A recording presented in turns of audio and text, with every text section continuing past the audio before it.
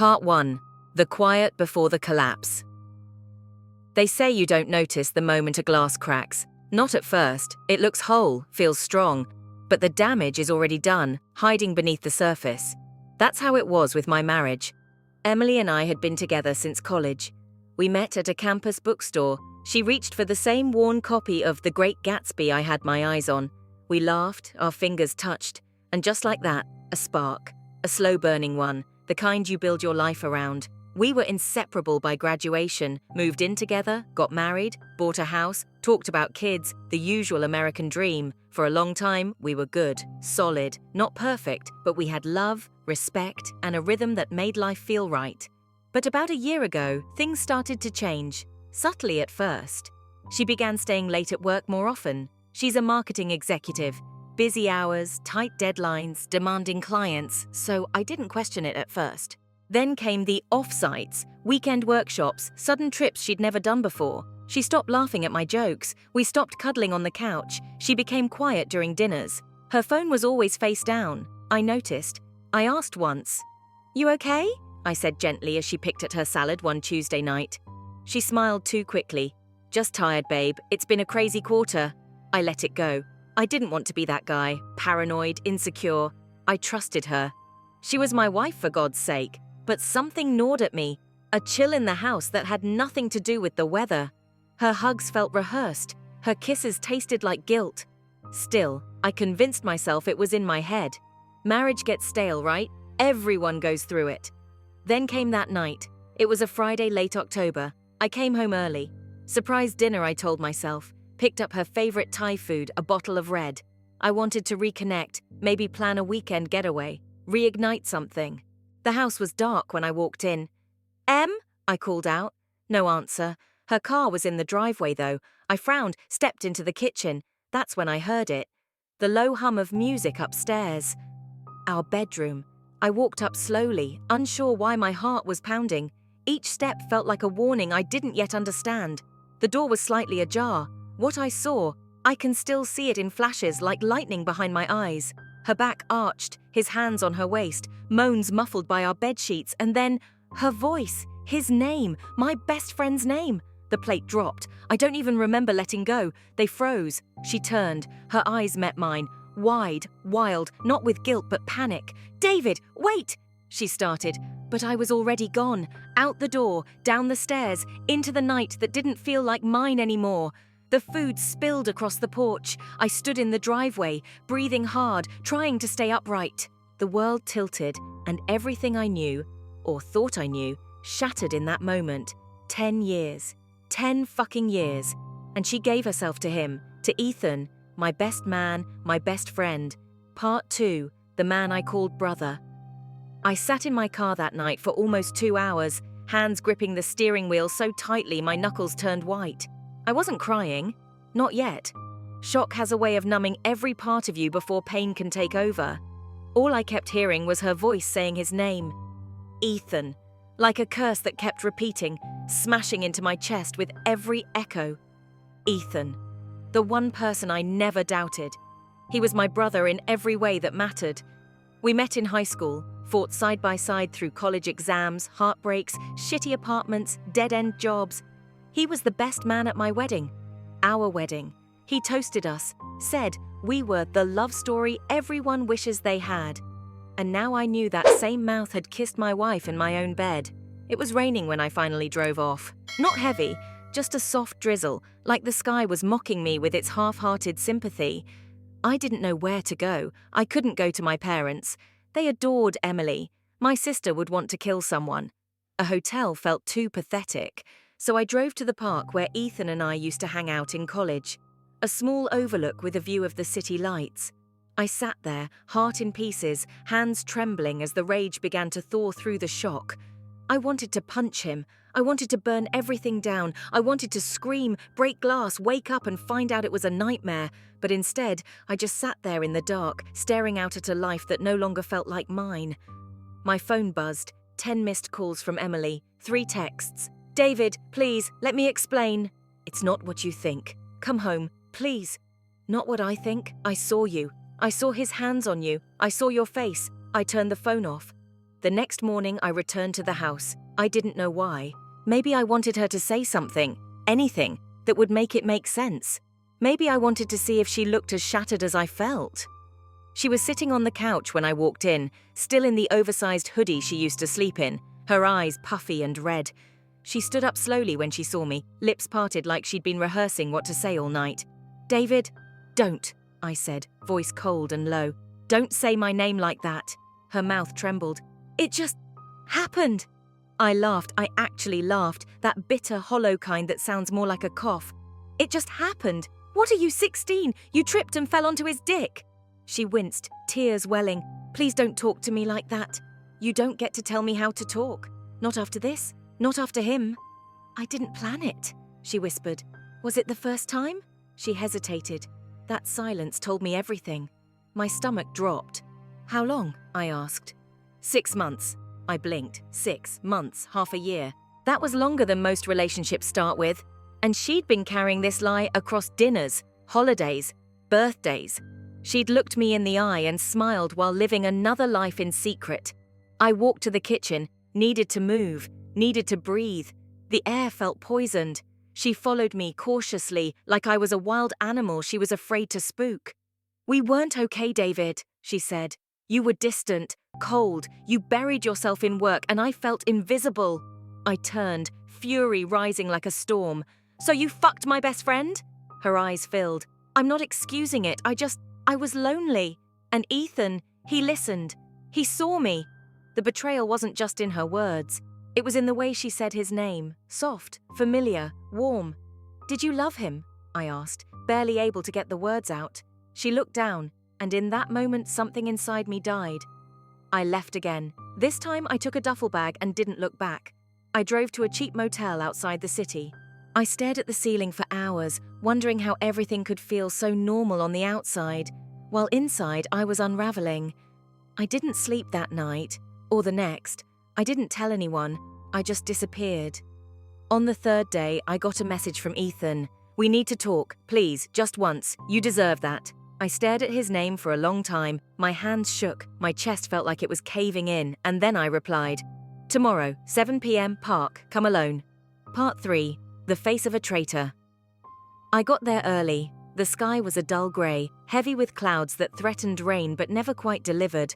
I parked near the edge of the overlook and sat on the hood of my car, arms crossed, staring at the spot where Ethan and I used to drink cheap beer and dream about lives we hadn't yet ruined. Now I was here to meet the man who helped tear mine apart. At exactly 6:59, his car pulled up. I didn't move. I didn't wave. I just watched as he stepped out slowly, cautiously, like someone approaching a wounded animal. Good. He should be afraid. He looked thinner. Maybe it was guilt. Maybe it was just me seeing him differently now. Every step he took toward me felt like a countdown to something I couldn't name. "David," he said quietly, stopping a few feet away. "Don't," I muttered. "Not yet." He nodded, swallowed hard, shoved his hands into the pockets of his jacket.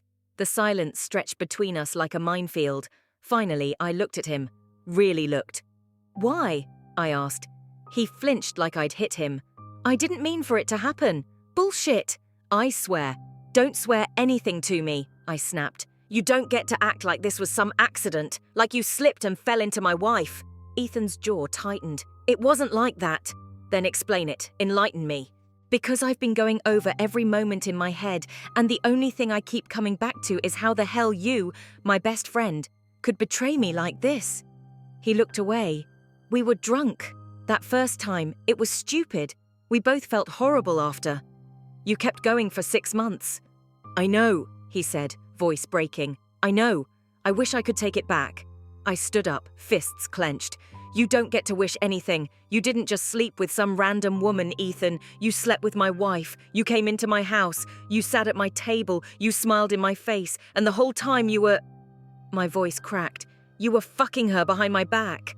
"I didn't plan to fall for her," he said, shame in every word. "But I did." That was the moment I realized I might actually hit him. Because he wasn't just sorry. He was still in love with her. "I trusted you more than anyone," I whispered. "You were family. I know." "Do you?" I stepped forward. Do you know what it's like to be blindsided by the two people who knew everything about you, who were supposed to protect you from this kind of shit? Ethan said nothing. He just stood there, breathing hard like he couldn't bear the weight of it either. I should hate you, I said. God, I want to, but part of me just can't believe this is real, that you did this. He looked up then, eyes glassy. I didn't want to hurt you. I laughed bitterly. That's the problem. You didn't care enough not to. We stood there in silence again. The wind picked up, rustling the trees, carrying with it the echoes of the life we'd destroyed. I'm not asking for forgiveness, he said finally. I know I don't deserve it. I needed you to know I never stopped caring about you. I stared at him. You don't get to say that. And I walked away. I didn't look back, not even when I heard his car door slam shut. That night, back at the motel, I sat on the floor with a bottle of bourbon and tried to remember who I was before all this. Before Emily, before Ethan, before my life turned into something I didn't recognize. I opened our wedding album. Dumb idea. Her smile on those pages was bright, radiant, real. Or so I thought. Every photo felt like a lie now, a performance, like the person I married had been a character, and I'd been the only one who didn't know it was fiction. I wondered how long she'd been drifting away from me, how many signs I missed, how many nights she lay next to me thinking of him. I wanted to forget, but memories don't die just because you want them to. They rot, they fester, and somewhere in the middle of that night, with whiskey burning in my veins, I realized something that scared the hell out of me. I wasn't just angry at them, I was angry at myself, for trusting too easily, for ignoring the signs, for thinking love was enough. I closed the album, pushed it under the bed, and decided the next step wasn't to forgive, it was to confront the other half of this lie again. I was going to face Emily, not as a husband begging for answers, but as a man who deserved the truth, all of it. Part 4. The Confrontation. The air was thick with humidity as I stood on the porch of the house that used to be mine. The garden Emily used to fuss over looked untouched, the plants wilting from neglect. It had been 2 weeks since I'd walked out, 2 weeks of silence, 2 weeks of trying to make sense of everything, and now I was back. Not to patch things up, not to scream, but to look her in the eye and demand the one thing I never got, the full truth. I knocked once, then again. The door opened slowly. She stood there in leggings and a hoodie again, barefoot, hair tied in a messy bun. Her eyes, always so expressive, looked tired, hollow. "David," she whispered. "Can we talk?" I asked, keeping my voice steady. She stepped aside and let me in. The house smelled like cinnamon and something slightly burnt. The kitchen light was on, casting a dull glow across the hallway. I walked into the living room and stood in the middle, refusing to sit. That felt too intimate, too familiar. She sat down on the couch, folding her hands in her lap like a child awaiting judgment. "I saw Ethan," I said. Her eyes flickered. "I figured you would. He told me he fell in love with you." Her lips parted slightly. She didn't deny it. "Did you love him too?" Silence. I waited. Finally, she nodded. "Yes, I did. I don't know when it started, but it happened." The words hit harder than I expected. Not because I didn't already know, but because hearing them aloud ripped something final inside me. "Was he better than me?" I asked. She looked up, startled. "What? In bed? In conversation? In comfort? Was he better than me?" She shook her head. "It wasn't about better, David. It was about something I'd lost with you. You were so distant for so long. I felt invisible." "Then why not leave?" I snapped. "Why not say, 'Hey, I'm unhappy'? Why cheat instead?" Tears welled in her eyes. "Because I was afraid of destroying what we had, afraid of facing the truth, and then one day I woke up and realized I was already living a lie." I paced the room, emotions roiling beneath the surface like boiling water. "Do you know how humiliating it is?" I said, voice trembling. "To think you're building a life with someone only to find out they've been sleeping with your best friend behind your back." "I never wanted to hurt you," she said. "But you did." We stared at each other for a long time. "I keep thinking back," I muttered, "to every time you came home late, every smile you gave him at a barbecue, every moment that I brushed off because I trusted you both. And now I feel like a fool." "You're not a fool," she whispered. I am, I said, because I still wonder if there's a part of me that could have saved this if I'd just seen it sooner. She stood up, slowly walking toward me. You were a good man, David. You didn't deserve this. None of it was your fault. Then why wasn't that enough? She reached out to touch my hand. I pulled away. No, I said. You don't get that anymore. She looked like I'd slapped her. I'm not here to scream, I continued. I'm not here to beg. I just need to understand what happens now. Are you two still together? She looked away. No, we haven't spoken since you found out. I raised an eyebrow. Why not? Because it broke something in me. Because I realized I didn't just betray you. I lost myself. I thought I could run from what I felt, but it only made everything worse. I exhaled sharply. Part of me didn't believe her. Part of me didn't care. Are you sorry because you regret it? I asked. Or because you got caught? Her face crumpled. Both.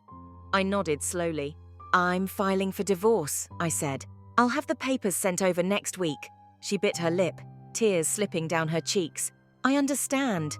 And I'll be taking the guest house my parents left me. I'll stay there until I figure things out. She nodded. I turned to leave, then paused at the door. I loved you, Emily. I still do, somewhere deep down.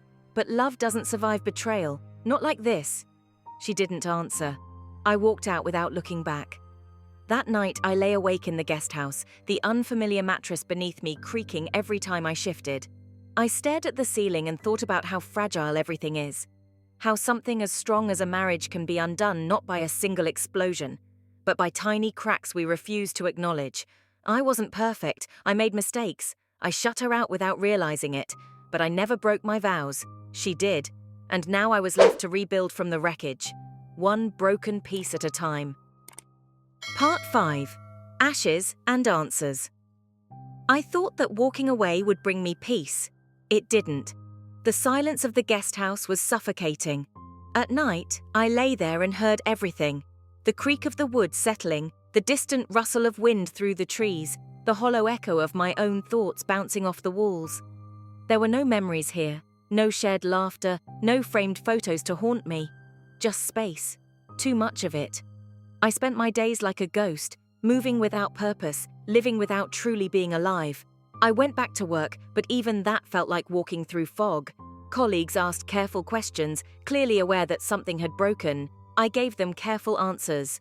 Just going through something, I'll be fine. It was a lie I repeated enough times that I almost started to believe it. Almost. One evening, I drove by our old house, her house now, and saw another car in the driveway. I didn't stop. I didn't even slow down. But my hands gripped the wheel so tight my knuckles went white. Was it Ethan? Had she gone back to him already? The thought made my stomach turn. But what stung more was the realization that it wasn't my place to ask anymore. That chapter was closed, or supposed to be. Still, the question burned, and like all fires left unattended, it spread. That night, I poured myself a glass of scotch and scrolled through old messages, photos, emails, a life in pixels. I found one picture from 3 years ago, Emily laughing at some bad joke I'd made while we were hiking. She looked so alive, so mine. Where did that woman go? Where did we go?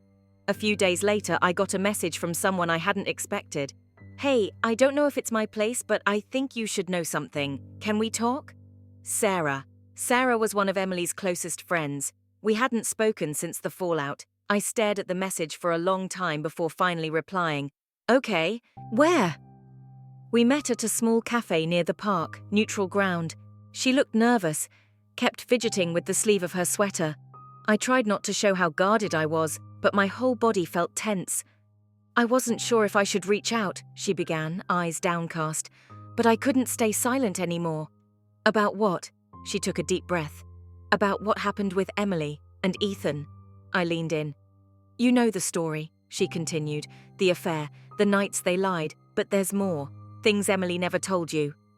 I didn't speak. I let her talk. She and Ethan, it didn't start 6 months ago. I frowned. What do you mean? Sarah looked me dead in the eye.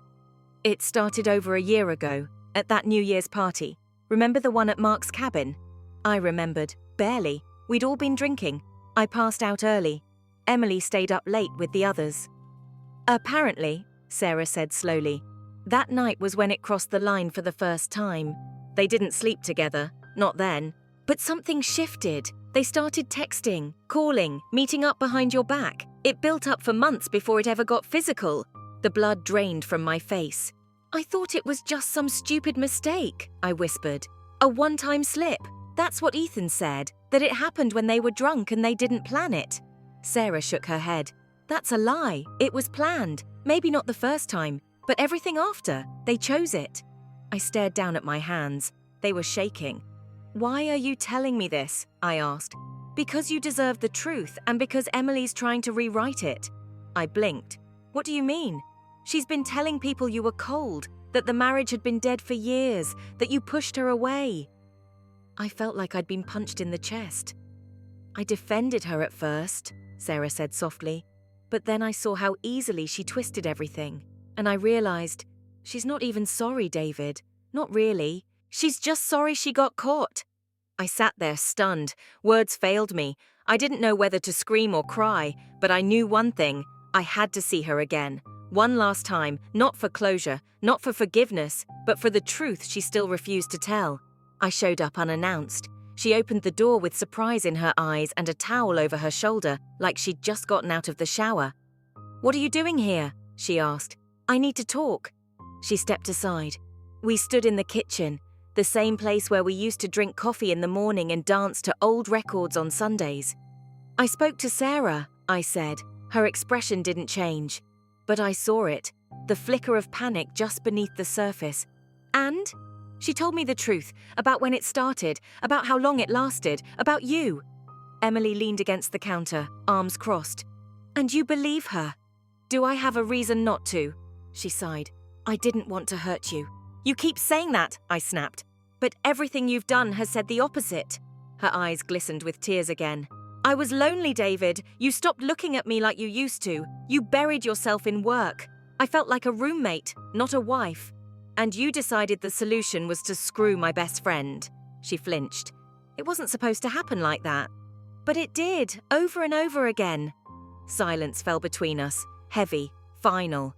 "I'm not here to fight," I said. "I just needed to hear it from you. No more lies." She looked away. "Fine. You want the truth? It didn't start 6 months ago. It started way before that. I lied because I was ashamed, because I knew if I told you everything, you'd never look at me again. I don't even know you anymore." She wiped at her face. "I don't know me either." I turned to leave. "I hope you find what you're looking for," she called after me. I paused in the doorway. "I already did. The truth." Part 6. The fire within. Some truths burn hotter than lies. Hotter. I walked out of that house feeling scorched from the inside. Emily's confession, late, reluctant, cowardly, didn't bring relief. It brought rage. A deep, bitter rage I hadn't fully acknowledged until that moment. I drove aimlessly for over an hour, gripping the wheel so tightly my hands began to ache. I kept replaying her words. "I didn't want to hurt you." Then why did she? I was lonely. So was I. And I stayed faithful. I didn't know who I was anymore. Well, now I knew exactly who she was. I finally stopped at a dead-end road near the river. I got out, walked to the edge of the embankment, and screamed into the night. Not because I thought it would change anything, but because I needed the world to know that something inside me had died.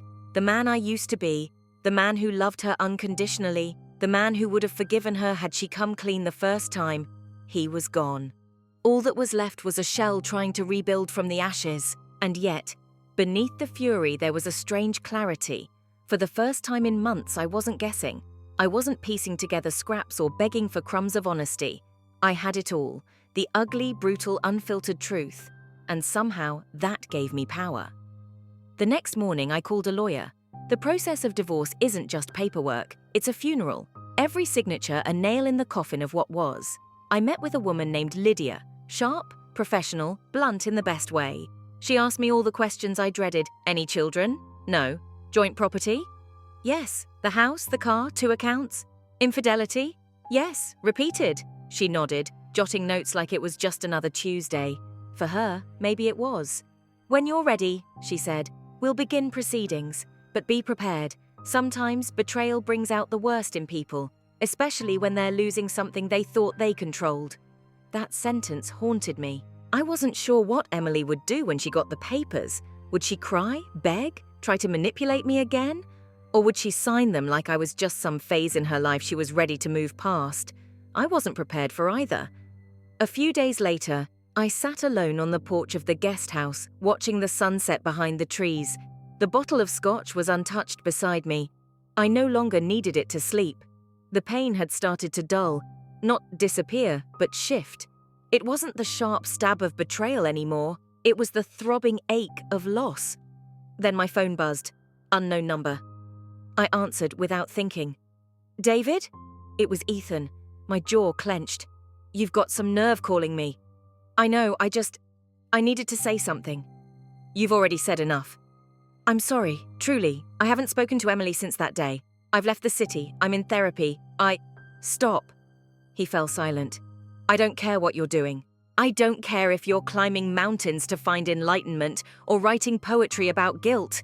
You broke something in me, Ethan. Something I trusted you with. I know. No, you don't. Because if you did, you never would have touched her in the first place. I didn't mean...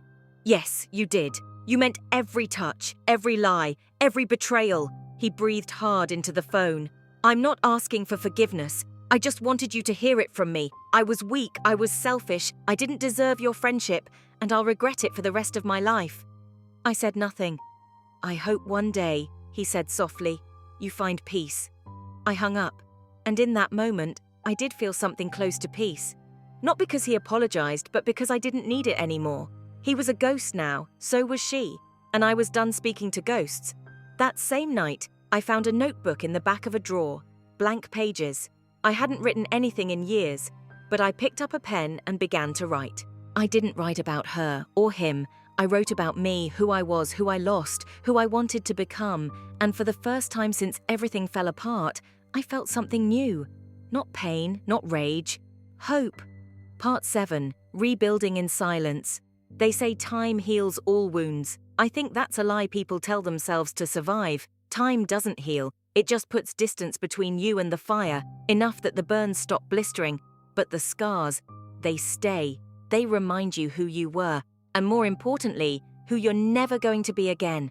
It had been nearly a month since I saw Emily last. The divorce papers had been sent. Her lawyer replied with the standard formality. No resistance, no counterdemands. It felt almost too clean, too easy, considering how messy it had all been. Part of me wondered if that was her final act of apology, letting go without a fight. But I didn't want her peace offering. I wanted my life back. I buried myself in routine, woke up at 6, ran 5 miles, made breakfast, went to work, came home, wrote, slept, repeat. Each day without contact felt like a victory, a reminder that I was stronger than the ache, that I didn't need to reopen wounds to remember who I was. But still, there were moments, quiet ones, when the memories crept in like a cold draft through a cracked window, like when I saw a woman wearing Emily's favorite coat at the grocery store, or when I found a crumpled movie ticket from our anniversary 3 years ago stuffed inside an old jacket. Those moments cut deep, but they didn't bleed like they used to. One evening, I found myself walking past the bookstore downtown, the one Emily used to drag me into on weekends while I complained about being hungry. I used to hate those long hours she'd spend browsing the aisles, but now I went inside on my own, not looking for anything in particular, maybe just a version of myself I'd forgotten. I wandered to the poetry section and pulled down a worn copy of Rilke. Inside was a note scribbled in pencil. Be patient toward all that is unsolved in your heart. I stood there holding the book like it was a message from another life. And then someone spoke behind me. Beautiful choice. I turned. A woman stood a few feet away, holding a cup of coffee in one hand and a canvas tote in the other. Late 30s, curly hair pulled back, clear eyes. Rilke, she smiled. He'll tear your soul in the best way. I gave a polite nod. Needed something honest. She tilted her head, studying me like she could read between the lines. Rough week? Rough year? She chuckled. Yeah, I've had a few of those. We talked, just for a few minutes. Her name was Clara. She was a painter, recently divorced, trying to rebuild in a city that didn't feel like home anymore. There was something disarmingly calm about her. No expectations, no pressure, just presence. When I left, she handed me a small card. If you ever need somewhere quiet to sit, or someone who understands silence, stop by. It wasn't a date. It wasn't a plea. It was a human gesture, and somehow that meant more than anything else. Later that night, I sat on the porch with my notebook and wrote about Clara. Not her story, but the feeling she gave me, of stillness without sadness, of connection without chaos. I didn't call her, not yet. I wasn't ready for new chapters, but for the first time in months, I didn't feel like I was reading the same page over and over again. Then came the letter, a small envelope, no return address, just my name in familiar handwriting. I stared at it for hours before opening it. Inside was a single sheet. No apology, no begging, just words. You were right to leave, and I was wrong to lie, but I loved you once. I just didn't know how to love you the right way. I hope one day someone else will. I folded the note and slid it into the back of the Rilke book, not out of sentimentality, but as a reminder of what I lost, of what I learned, and of what I would never accept again. The days kept coming, and with them, quiet victories. I stopped thinking of Emily first thing in the morning. I no longer avoided the songs we once shared. I deleted the last photo of us from my phone, not in anger, but in acceptance. And one Sunday afternoon, while walking near the park, I found myself outside Clara's small studio. I didn't plan to stop. I was just passing by. But something pulled me to the door. Maybe it was curiosity. Maybe it was hope. Or maybe, just maybe, it was the realization that healing isn't about forgetting who hurt you. It's about remembering who you are without them. Part 8. A Quiet Rebirth. Healing doesn't arrive like a storm. It doesn't crash through your door or burst into your chest with triumph. It comes slowly in quiet hours, in the way you stop bracing for pain. In the moment you breathe without holding on to the past. Weeks passed, then months. The divorce was finalized on a grey Tuesday morning. I sat in Lydia's office while she slid the signed documents across her desk. There were no fireworks, no rush of closure, just paper, ink, and an unexpected stillness in my chest. "You're free now," she said with a kind smile. It sounded strange. Free? Was I ever not free? No one chains you to someone else, you do that yourself. With hope, denial, memories you polish like stones until they're too smooth to hurt. But now I was standing alone, not because I was abandoned, but because I had chosen to walk away. And that made all the difference. That night, I didn't drink. I didn't call anyone. I didn't write a bitter journal entry. I simply stood in front of the mirror, looked myself in the eyes, and whispered something I hadn't said in a long, long time. I forgive you. Not her. Me. I forgave myself for the things I ignored, for the nights I stayed silent, for the guilt I carried over someone else's deception, for all the times I twisted myself into someone I thought would be enough, because I was always enough. She just wasn't ready to see it, and maybe she never would be, but that was no longer my burden to carry. Clara and I saw each other a few more times, nothing dramatic, no sweeping romance. We met for coffee, walked through the farmer's market on Saturdays, talked about books and the way grief comes in waves. She had her own heartbreak, a story she shared slowly with the grace of someone who'd also learned to bleed quietly. One evening, we sat on the floor of her studio surrounded by half-finished paintings and rain tapping on the windows. "You ever feel like your life broke in half?" I asked. She nodded. "All the time, but sometimes it needed to break because the pieces didn't fit the way they used to." I looked at her, really looked, and realized she wasn't a chapter waiting to be written. She was a mirror, a reminder that healing didn't require erasing the past. It meant carrying it differently. Emily never called again. No more letters, no emails, just silence. I wondered if she ever felt regret. Not for the marriage, maybe, but for the way she ended it, with shadows instead of truth. But I didn't chase that question anymore. Some stories don't deserve sequels. What mattered now wasn't what she felt. It was what I chose to feel. And I chose peace. I went back to the river one morning, the same spot where I'd screamed into the night not long after everything fell apart. This time, I brought a small tin with me. Inside it were pieces of my past, the movie ticket stub, the dried rose from our anniversary dinner, the wedding photo I couldn't bring myself to tear. I set them on the water one by one, watched as the current carried them away, not in anger, not in mourning, but in release. A funeral for the man I used to be, and a quiet welcome to the one I was becoming.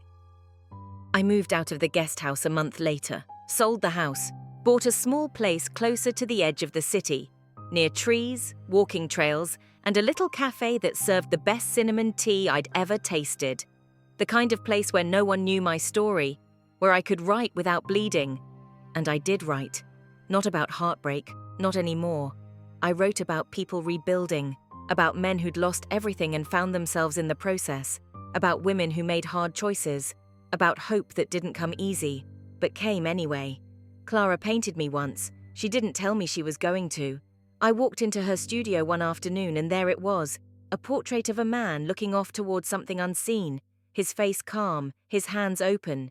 It wasn't me as I was, it was me as I had become. I asked what she'd call it. She smiled, still standing. And maybe that's all healing really is. Not pretending it didn't hurt, not erasing the past, but choosing to still stand, even when everything inside you once begged to fall.